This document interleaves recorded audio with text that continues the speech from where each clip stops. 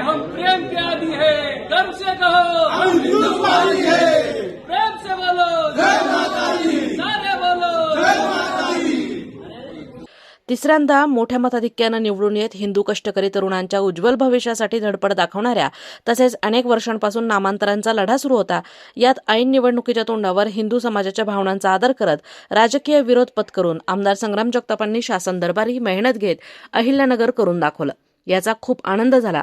निवडणुकीदरम्यान अनेक चुकीचे संदेश सोशल मीडियावरून करून काही हिंदू धर्मद्वेष्टा अशिक्षित तरुणांच्या टोळक्यांनी खूप संभ्रम निर्माण केले. तेव्हा आम्ही सगळे एकत्र येऊन केडगाव देवी येथे प्रार्थना तर केलीच, शिवाय वैष्णव देवीला आवाहन केलं की हे माते, या संकटातून आम्हाला बाहेर काढ. आम्ही तुझ्या चरणी काश्मीरात भर थंडीच्या कडाक्यात येऊन तुझी मनोभावे पूजा करू, असा नवस केला. 3च आठवड्यात संग्राम जगताप हे त्यांच्या तिसऱ्या लढतीत सर्वाधिक मताधिक्यानं निवडून आले. आमचा नवस पूर्ण झाला, अशी माहिती धीरज कुमटकर यांनी दिली. या दरम्यान बंटी विरकर म्हणाले की बोललेला देवीचा नवस महत्वाचा, म्हणून नवसपूर्तीसाठी आम्हाला इकडे यायचं होतं. त्यामुळे आम्ही आमच्या एका सहकारी मित्राचा साखरपुडा देखील आठवडाभर पुढे ढकललाय. विधानसभा निवडणूक लागली त्यावेळीच आम्ही सर्व मित्र परिवारांनी आमदार संग्राम भैया जगताप यांच्या हॅट्रिक आमदारपदी विजयी होण्यासाठी नवस बोलला होता. आई वैष्णोदेवी चरणी केलेला नवस आमचा पूर्ण झाला. भैयांची तिसऱ्यांदा आमदारपदी निवड झाली.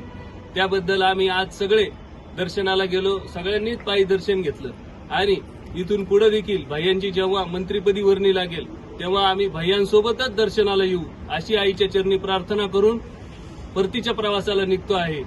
जय माता दी. जय माता. नवस्फूर्तीसाठी संकेत लोंढे, वैभव चिपाडे, गणेश साळुंके, अभिजित आर्ले, मयूर ढगे, अक्षय चोपडे, निखिल चिपाडे, गिरीश पटवा, सागर कानाडे, दीपक ठाकूर आदी 30 जानेवारी रोजी अहिल्यानगरहून रेल्वेनं रवाना झाले होते. रविवारी 9 जानेवारी रोजी या सर्वांचं अहिल्यानगरला आगमन होणार आहे. रविवारी 9 फेब्रुवारी रोजी या सर्वांचं अहिल्यानगरला आगमन होणार आहे, अशी माहिती आहे. प्रतिनिधी दीपक कासवा, अहिल्यानगर.